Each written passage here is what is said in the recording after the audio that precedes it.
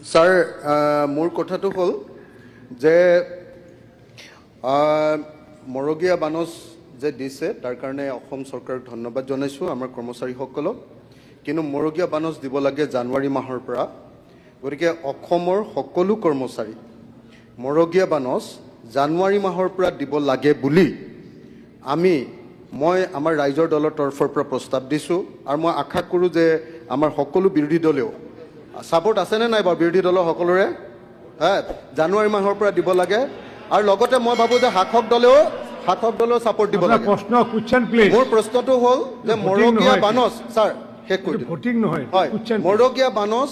জানুৱাৰী মাহৰ পৰা দিবৰ কাৰণে কৰ্মচাৰীসকলে বহুত কষ্ট কৰে তেওঁলোকক দিবৰ কাৰণে ব্যৱস্থা ল'ব লাগে আৰু OPS এইটো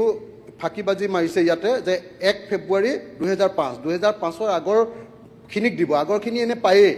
তাৰ কাৰণে আকৌ সাৰ্ভে কৰাৰ দৰকাৰ নাই এইবিলাক মিছা কথা লিখি এনে কাগজখন নষ্ট কৰিছে তো এতিয়া ক্লিয়াৰলি ক'ব লাগে যে অসমত আমাৰ কৰ্মচাৰীসকলৰ কাৰণে OPS পুনৰ আৰম্ভ কৰিব নে নকৰে আমাক NPS নালাগে OPS লাগে কৰিব নে নকৰে অনাৰেবল মিনিষ্টাৰ মাননীয় অধ্যক্ষ মহোদয় বিধানসভাৰ মজিয়াত যেতিয়া আমি তথ্য দিওঁ এই তথ্যবিলাক এই ধৰণে উপলুঙা কৰাটো উচিত নহয় মই অধ্যক্ষ ডাঙৰীয়াৰ জৰিয়তে অনুৰোধ কৰিম যে আমি তথ্য কেতিয়াও ভুল তথ্য নিদিওঁ আৰু ভুল তথ্য যদি দিওঁ তাৰ কাৰণে নিশ্চয়কৈ ব্যৱস্থা আছে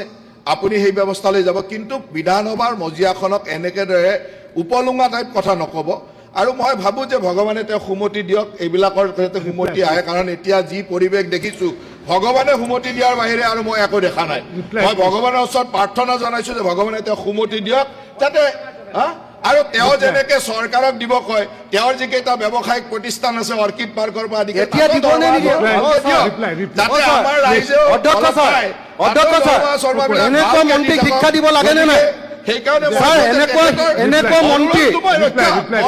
মন্ত্ৰীয়ে লাজ পাব লাগে নে নাই অসমৰ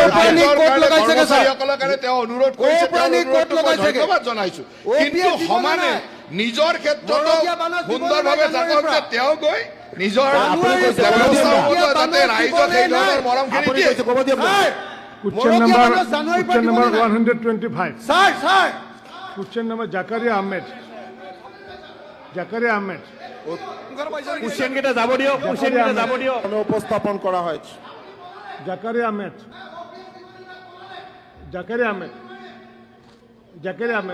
মাননীয় অধ্যক্ষ মহোদয় এই ধৰণৰ সদনক একেবাৰে এখন গোহালি সদৃশ পৰিৱেশ কৰা যি পৰিৱেশ কৰে এই পৰিৱেশৰ কাৰণে তেখেতক কঠোৰ ব্যৱস্থা ল'ব লাগে গগৈ লাগে আমি দিম আপোনাৰ কাৰণে নহয় আমি চৰকাৰৰ কৰ্মচাৰীৰ কাৰণে দিম Gogoi, please, Zakaria Ahmed.